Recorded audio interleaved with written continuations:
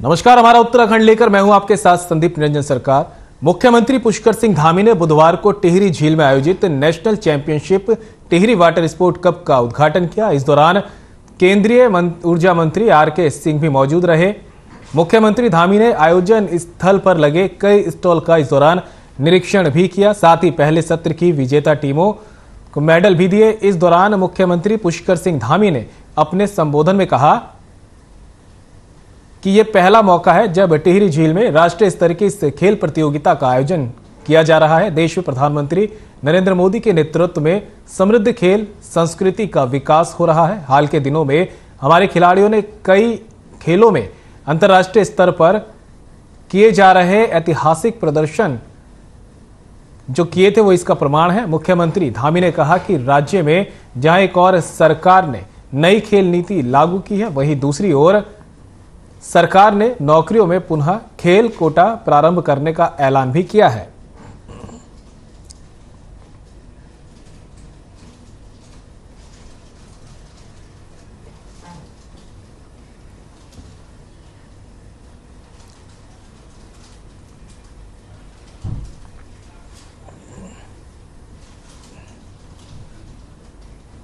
अल्मोड़ा में कांग्रेस ने अपना स्थापना दिवस मनाया। इस दौरान वक्ताओं ने कार्यक्रम आयोजित किए और वर्तमान परिप्रेक्ष्य में संगठन को मजबूत बनाने के लिए एकजुटता से कार्य करने पर बल दिया। साथ ही कहा कि कार्यकर्ता राहुल गांधी की भारत जोड़ो यात्रा के संदेश को आम जन तक पहुंचाने का प्रयास यहां पर करेंगे और आगामी लोकसभा, निकाय व पंचायत चुनाव में कांग्रेस को आगे बढ़ाने की पहल करें। इस मौके पर विधायक मनोज तिवारी ने कहा कि वर्तमान में कांग्रेस ने आजादी के दौर के महान स्वतंत्रता संग्राम सेनानियों के इतिहास को मोदी सरकार मिटाने में जुटी है, लेकिन राहुल गांधी की भारत जोड़ो यात्रा देश भर में इससे लोग जुड़ रहे हैं, जिससे लगता है कि आने वाले समय में फिर से कांग्रेस बेहतर प्रदर्शन करेगी।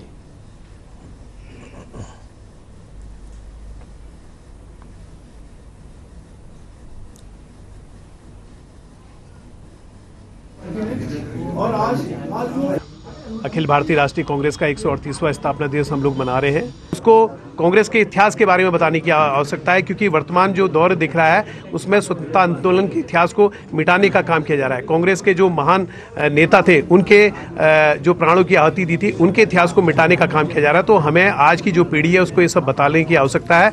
और मैं एक बात और कहना चाहूँगा कि जो माननीय हम सब के नेता राहुल गांधी जी का जो एक संदेश है, जो उन्होंने भारत जोड़ो यात्रा का पूरा कन्याकुमारी से लेकर कश्मीर तक एक पैदल यात्रा की है, मुझे भी जाने का सौभाग्य प्राप्त हुआ। उस यात्रा में सम्मिलित होने का और आज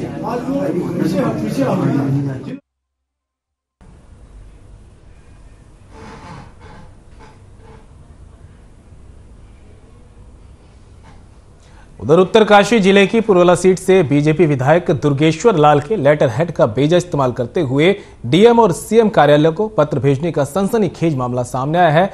मामले में विधायक दुर्गेश्वर लाल को उस वक्त जानकारी हुई जब फर्जी पत्र के उत्तर सीएम और डीएम कार्यालय से मिलने लगे। इससे परेशान होकर विधायक ने पड़ताल शुरू कर दी तो पता लगा कि पहले उन्होंने एक विभाग को पत्र भेजा था, जिसकी हूबहू नकल तैयार कर उनके नाम और हस्ताक्षर का गलत इस्तेमाल करके उनके इलाके में स्थिति एक भूमि पर अतिक्रमण हटाने के लिए पत्र लिखा गया। ये सारा मामला होता देख विधायक ने मामले में तत्काल डीजीपी उत्तराखंड से शिकायत करते हुए मुकदमा दर्ज कर जांच की मांग की। मीडिया से बातचीत करते हुए विधायक दुर्गेश्वर लाल ने बताया कि उनकी छवि खराब करने की साजिश की गई है।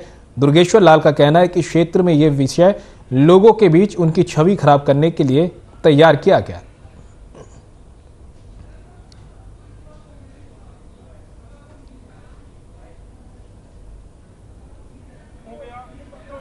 उत्तरकाशी को भी एक लेटर दिया गया और उसमें भी यही लिखा है। वो लिखता है प्रकरण को मैं अगर इसको पूरा पढ़ के बताऊं तो शायद आपको मैं कॉपी दे दूंगा, उसकी जरूरत नहीं है, लेकिन लास्ट में लिख रहा है मैं सरकार का विधायक हूं और ऊपर से मेरे ही लेटर में लिख रहा है कि सरकार ने उक्त प्रकरण को आपके नेतृत्व वाली सरकार ने ठंडे बस्ते में कर दी है, तत्काल कार्रवाई की जाती है। हो गया तो और भी चिंताजनक है। और आज ये विषय आप क्यों ला रहे हैं?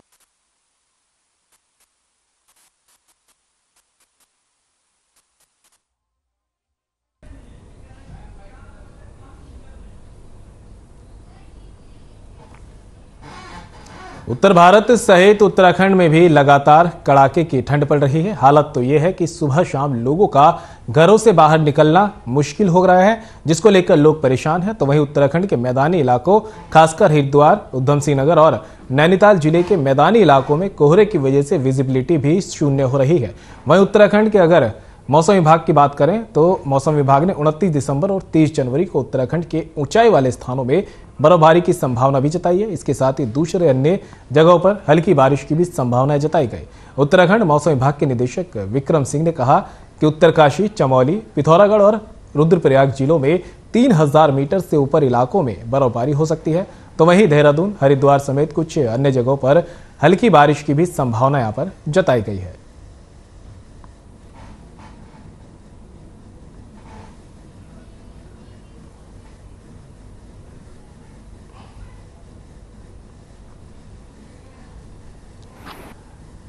पूरे उत्तर भारत में जो है हाँ बिल्कुल, बर्फबारी के लिए वही कह रहा हूँ मैं कि जो अंदर के हमारे डिस्ट्रिक्ट है उसमें तो मिलेंगी, और वो जैसे मैंने बोला 3000 मीटर के आसपास के जो क्षेत्र होंगे वहाँ पे वो मिल जाएंगी, और 2500 तक भी जा सकता है क्योंकि अब तापमान कमी है। तो जो 2500 मीटर तक के भी क्षेत्र हैं, तो जैसा आप कह सकते हैं औली है, हरसील है, ये सब जो क्षेत्र हैं इनमें तो मिलने चाहिए। इसी तरह मुंशियारी वगैरह भी अगर बात करेंगे तो यहाँ पे मिलेंगे। बढ़ते हुए मामलों को लेकर अब सरकार और उनके सभी मंत्री विधायक पूरी तरह से सतर्क नजर आ रहे हैं। इसी क्रम में प्रदेश सरकार के वरिष्ठ कैबिनेट मंत्री गणेश जोशी ने छावनी परिषद अस्पताल देहरादून का निरीक्षण किया और उपस्थित अधिकारियों को जरूरी दिशा निर्देश भी दिए।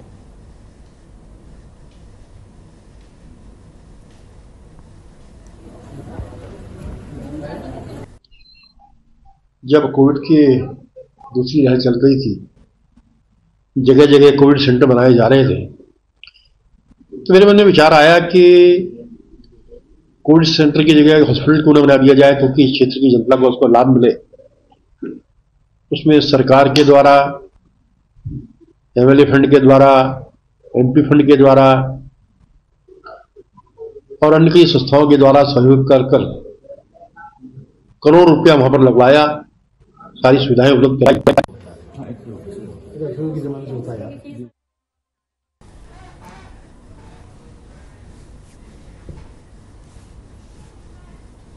खबर देहरादून से है, जहां स्वास्थ्य व्यवस्था को लेकर लोगों में काफी परेशानी अब जो है नजर आने लगी है। ताजा मामला 108 इमरजेंसी सेवा से है, जहां 15 मई 2008 को उत्तराखंड में शुरू हुई 108 आपातकालीन सेवा का बेड़ा बूढ़ा हो चुका है। लेकिन अब तक इन वाहनों में होने वाले फैब्रिकेशन के लिए महानिदेशालय स्तर से टेंडर जारी नहीं किया गया।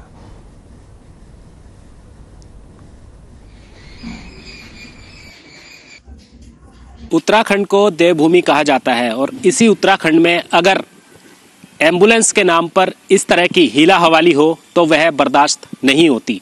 मेरे पीछे आप देख सकते हैं चंद्रनगर स्थित यह ग्राउंड है और इस ग्राउंड में एम्बुलेंस, तमाम ऐसी एम्बुलेंस हैं जो इस समय सड़ने की हालत में हैं।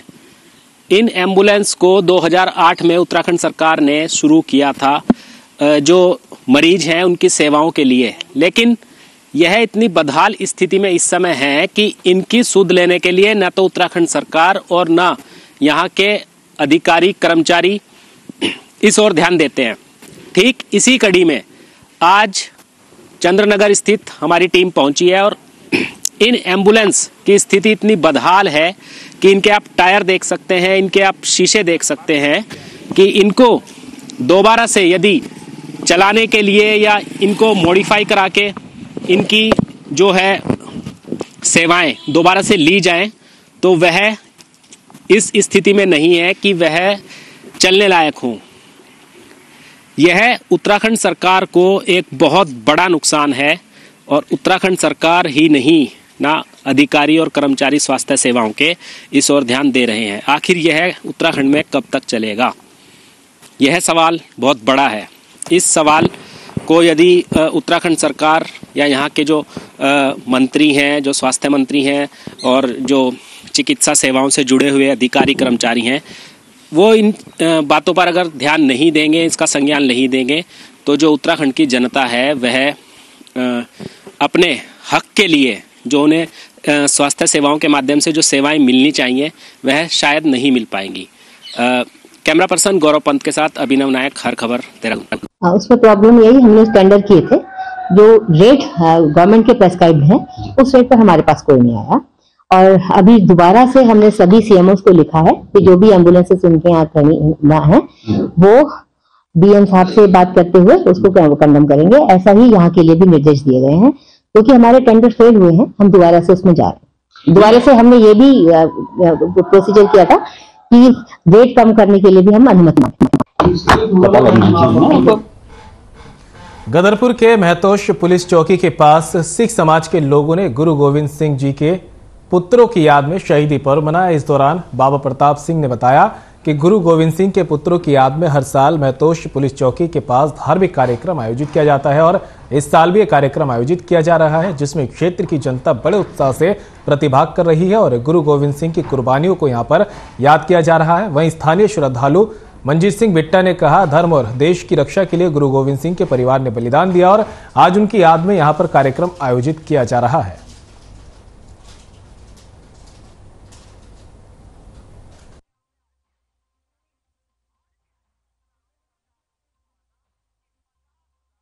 यहाँ गदरपुर में प्रेम नगर गांव के पास में साहबजादा चौक, यहाँ आज चौथा साहबजादों की याद में सालाना समागम मनाया जा रहा है।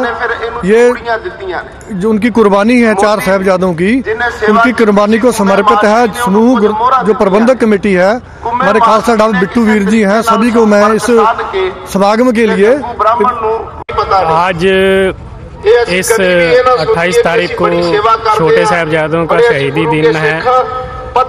बाबा जोरावर सिंह जी, बाबा फतेह सिंह जी आज ही के दिन नीहों में चिनवा दिए गए थे और ये दिसंबर का जो महीना सिख इतिहास में स्वर्ण अक्षरों में लिखा जाएगा और लिखा गया है।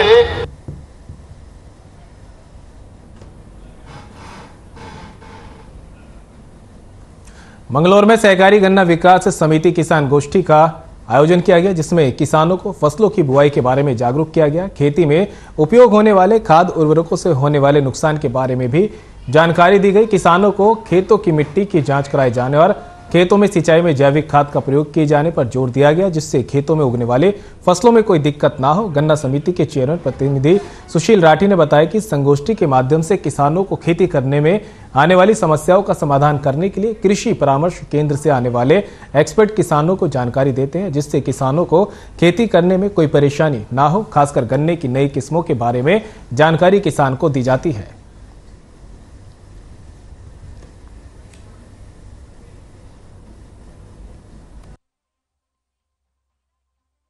हमारे विशेष अनुरोध पर क्रप्को द्वारा एक यहाँ पर रबी फसल संगोष्ठी का आयोजन किया गया, जिसमें समिति क्षेत्र के चुनिंदा किसानों को यहाँ पर बुलाया गया। लगभग 150 की संख्या में वो लोग रहे, तो उनको यहाँ पर प्रशिक्षण दिया गया। उन्हें बताया गया कि कैसे हम अपनी गन्ने की फसल को अच्छे से उसको पैदावार बढ़ा सकें, उसकी जो खर्चा है उसकी लागत को कम कर सकें। तो यहाँ पर क्रप्को के अधिकारी भी थे और अन्य कृषि विभाग के भी अधिकारी थे। उन लोगों ने किसानों को देखिए, क्रप्को एक राष्ट्रीय स्तर की सहकारी समिति है और चूंकि किसानों की संस्था है, उसके नाते किसान के लिए विभिन्न प्रकार की योजनाएं कार्यक्रम चलाती रहती है। उसी की कड़ी में आज हमने रवि फसल विचार गोष्ठी का आयोजन इस समिति के प्रांगण में किया है और इसमें फोकस ही इसी बिंदु पर रहा है कि किसान पहले अपनी मिट्टी की जांच कराएं, उसके उपरांत जो उर्वरकों की संतुति की जाती है उसी के अनुरूप उर्वरकों को, रासायनिक उर्वरकों का प्रयोग करें। वो अपने आप में यदि संतुलित के अनुरूप करेंगे तो बहुत मात्रा संतुलित हो जाएगी और जो दुष्परिणाम है, पर्यावरण का दुष्परिणाम है।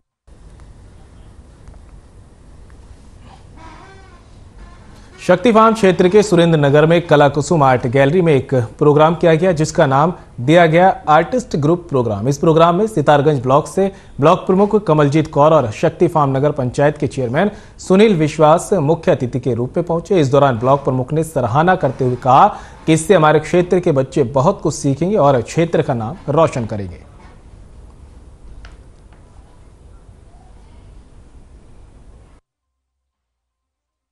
एक दिन का था तो बच्चे ने बहुत अच्छा काम किया और बाहर बाहर से बच्चे आए थे अलग अलग स्टेट से। तो हमारे उत्तराखंड बेस्ड आर्टिस्ट थे सब बच्चे, उनका कंपटीशन कराया, बहुत ही अच्छा उभरा था बच्चे के अंदर, कई सारे प्राइजेज हमने बांटे। उसके बाद आज जो है 27 से 31 तक एक ग्रुप आर्ट एग्जीबिशन, हर बॉम्बे का कलाकार है इसमें, इंडिया से मोस्ट अलग अलग स्टेट से आर्टिस्टों का काम है डिस्प्ले हुआ, ये 31 तक चलेगा। नेक्स्ट ईयर मैंने सोच के साथ कुछ एग्जीबिशन होगा। आज है ग्रुप आर्ट एग्जीबिशन। आज कुछ अतिथि हमारे ब्लॉक प्रमुख भी आए हैं, कलाकृति बनाई है, तो ये बहुत ही एक हमारे सारगंज शक्ति फार्म के लिए एक बहुत ही सौभाग्य की बात है कि हमारे यहाँ पे एक इतना बड़े आर्टिस्ट हमारे यहाँ से निकल के विदेश तक पहुँचे हुए हैं। तो मैं उन्हें बहुत बहुत बधाई देना चाहती हूँ कि उन्होंने अपनी कला को अपने तक न सीमित रखकर हमारे क्षेत्र में उसका प्रचार प्रसार कर रहे हैं और आगे आने वाली पीढ़ी को भी इस कला क्षेत्र से जोड़ रहे हैं। तो मैं उनका बहुत बहुत आभार प्रकट करना चाहती हूँ और आगे उनसे ये कहना चाहती हूँ कि आगे आने वाली पीढ़ी, छोटे छोटे बच्चों को भी इस कला के माध्यम से उनमें इस कला को विकसित करें।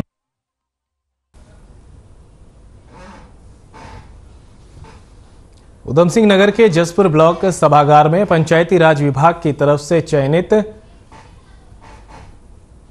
मां चैरिटेबल ट्रस्ट ब्लॉकों में प्रशिक्षण दे रहा है, जिसमें 6 दिवसीय प्रशिक्षण शिविर का आयोजन किया गया। इसमें 2 दिन ग्राम प्रधानों, 2 दिन क्षेत्र पंचायत सदस्यों, सरकारी विभागों और 2 दिन आंगनवाड़ी कार्यकर्ताओं को विकास लक्ष्यों के लिए प्रशिक्षण दिया जा रहा है। वहीं संस्था के अध्यक्ष धनंजय सक्सेना ने बताया कि पंचायती राज विभाग द्वारा चयनित मां चैरिटेबल संस्था को उधम सिंह नगर के 7 ब्लॉकों में प्रशिक्षण का कार्य दिया गया, जिससे हर विकास खंड में 6-6 दिन का प्रशिक्षण आयोजित किया गया है।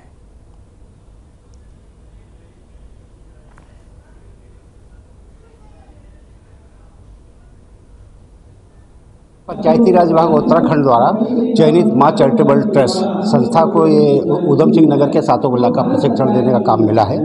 इसमें हर विकास खंड में 6-6 दिन का प्रशिक्षण आयोजित किया गया है, जो सतत विकास लक्ष्यों को लेकर है। और ये पहले 2 दिवस जो होता है हमारे सम्मानित प्रधान जी लोग हैं, 2 दिन हमारे रेखी विभाग के अधिकारी और क्षेत्र पंचायत सदस्य हैं, 2 दिन हमारे आंगनवाड़ी, आशा, एनएम और आपके स्वयं सहायता समूह की महिलाएं और ग्राम पंचायत सदस्यों का प्रशिक्षण आयोजित किया गया है, जिसमें संस्था द्वारा चाय नाश्ते की व्यवस्था और खाने की उचित व्यवस्था की गई है।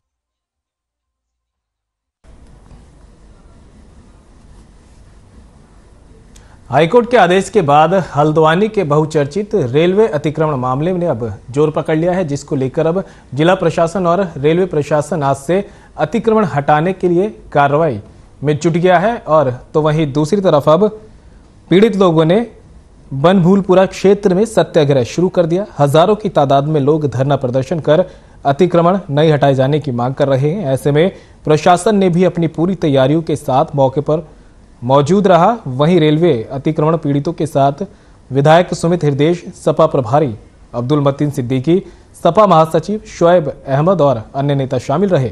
वहीं लोगों का कहना है कि अगर हमारे घर उजाड़ दिए जाते हैं तो हम कहां जाएंगे। पिछले कई दशकों से हजारों की संख्या में परिवार बसा हुआ है, लेकिन आज उनको उजाड़ने का काम किया जा रहा है। स्कूल में पढ़ रहे हमारे बच्चों का भविष्य भी खतरे में आ जाएगा। लोगों का कहना है कि उजड़ने वाले लोगों में बच्चे, महिला और बुजुर्ग भी काफी बड़ी संख्या में। ऐसे हालात में वे लोग अपने सिर को कहां छिपाएंगे।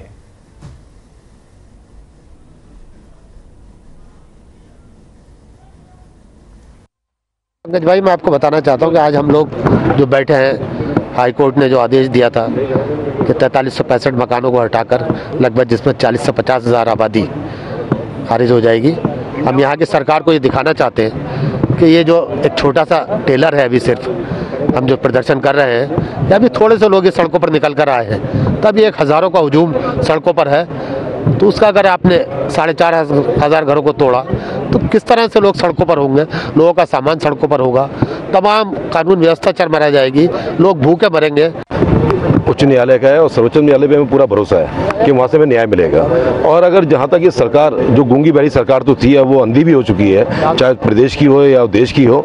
और जिस तरीके से यहाँ के प्रतिनिधि हमारे मेयर जोगिंदर सिंह रौतेला जो बिल्कुल नदारद है इस मुद्दे को लेकर, कहीं दो आदमियों को भी आफत आती है तो शहर के नागरिक होने के नाते और यहाँ के मेयर के नाते उनको यहाँ खड़ा होना चाहिए था। तो ये उनकी सोची समझी साजिश सामने आ रही है, यहाँ के सांसद गायब है। तो मैं समझता हूँ कि इसमें न्यायालय को पूरी तरीके से गुमराह करके जो ये फैसला आया है उच्चतम न्यायालय से, हम लोग उसका सम्मान जरूर करेंगे। देखिए 100 साल पुराने यहाँ लोग बसे हुए हैं और ये बड़े पुराने लोग हैं, कोई नए नहीं है। इनमें कई ऐसे लोग हैं जिन पे फ्री होल्ड के कागज हैं, पट्टे धारक हैं, लीज है, कई सारे विषय, नजूल की खतौनियां हैं। राज्य सरकार ने हाई कोर्ट में पैरवी नहीं करी, इसलिए हमारा मानना है कि ठीक है न्यायालय है, हम उनका सम्मान करते हैं, लेकिन राज्य सरकार की पैरवी बहुत ही कमजोर, क्या मौजूदगी ही नहीं थी राज्य सरकार की। 1 मिनट के लिए, 1 अंश के लिए, आधे सेकंड के लिए भी राज्य सरकार ने यहाँ के लोगों की पैरवी नहीं करी। हम लोग सबकी संयुक्त जितने राजनीतिक दल हैं सड़क से सदन तक मांग रही। ऊपर वाले से दुआ कर रहे हैं। आप देख ही रहे हैं कि यहाँ पर कितनी तादाद में एक हुजूम है, औरतें हैं, छोटे छोटे बच्चे हैं, बुजुर्ग हैं और सभी धर्मों के यहाँ पर लोग भी आए हुए हैं।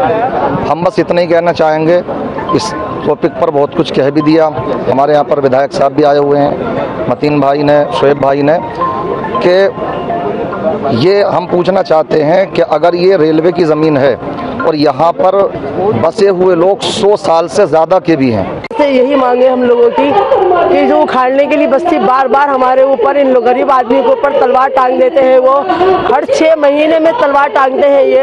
ये बहुत गलत बात है। केंद्र की भी, प्रशासन की भी, सबकी बहुत बुरा हाल है यहाँ के लोगों का। ये अपने बच्चों को लेके कहाँ जाएंगे, कैसे बसेंगे, कैसे क्या करेंगे। जब इन्होंने 17 साल पहले ये जगह घेरी थी, तब ये रेलवे को चाहिए था कि यहाँ से इन लोगों को हटाते और मना करते कि आप लोग यहाँ जगह मत बनाओ, यहाँ मकान मत बनाओ। अब जब बना दिए हैं तो हर 6 महीने में तलवार लटकी है, हर 6 महीने में इन लोगों को तलवार लटका देते हैं वो।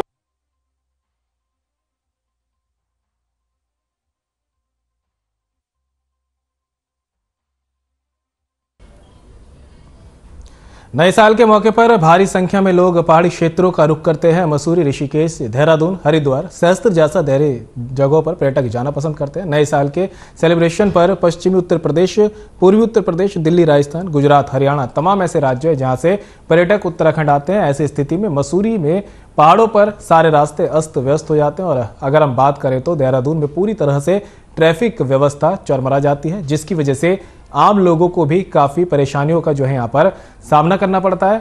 अब इसी को लेकर एसपी ट्रैफिक देहरादून में एक विशेष प्लान बनाया गया है, जिसके अंतर्गत बाहर से आने वाले जितने भी वाहन होंगे वे एक इमरजेंसी बाईपास के माध्यम से मसूरी के लिए निकलेंगे। वही देहरादून की जिलाधिकारी सोनिका ने बताया कि सरकार के द्वारा जारी किए गए कोविड गाइडलाइन का पूर्णतः पालन करते हुए सभी होटल मालिकों को, सार्वजनिक प्रतिष्ठानों को सूचित कर दिया गया है और निर्देशित भी कर दिया गया।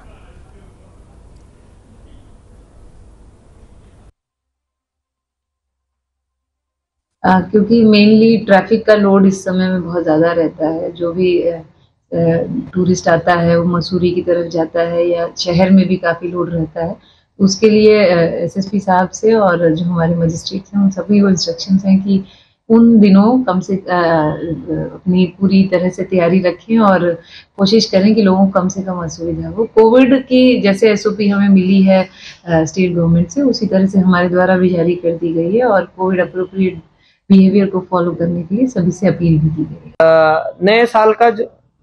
नए साल का जो ट्रैफिक प्लान रहेगा वो बहुत ही साइंटिफिक तरीके से हमने डिफाइन किया हुआ है। चूंकि बाईपास का अभाव है तो हमने एक इमेजिनरी बाईपास बनाया। फॉर एग्जांपल जब हम सहारनपुर रुड़की की तरह, सहारनपुर छुटमलपुर करके रब से आशा रोडी होते हुए जब देहरादून में प्रवेश करेंगे तो सारे वाहनों को हम शिमला बाईपास से जीएमएस रोड होते हुए डायरेक्टली कुठाल गेट की तरफ लेके जाएंगे, जिससे शहर में आउटसाइड ट्रैफिक ना आए। सिमिलरली मसूरी से वापस आने वाला ट्रैफिक भी साई मंदिर एरिया से हेलीड्रोम होते हुए हरिद्वार रोड पे लिया जाएगा। तो पहाड़ी क्षेत्रों में जिस तरह से सर्दी के मौसम में लोगों का आना जाना ज़्यादा हो जाता है, उसको लेकर यातायात भी यहाँ पर प्रभावित होता है, जिसके लिए अब ट्रैफिक प्रशासन ने भी अपना प्लान पूरी तरह से तैयार कर लिया और यहाँ पर जो है इमरजेंसी बाईपास यहाँ पर तैयार किया गया है, जिसको लेकर अब प्रशासन भी आगे की तैयारियों में जुट गया है। और फिलहाल बुलेटिन में इतना ही, दीजिए इजाजत, नमस्कार।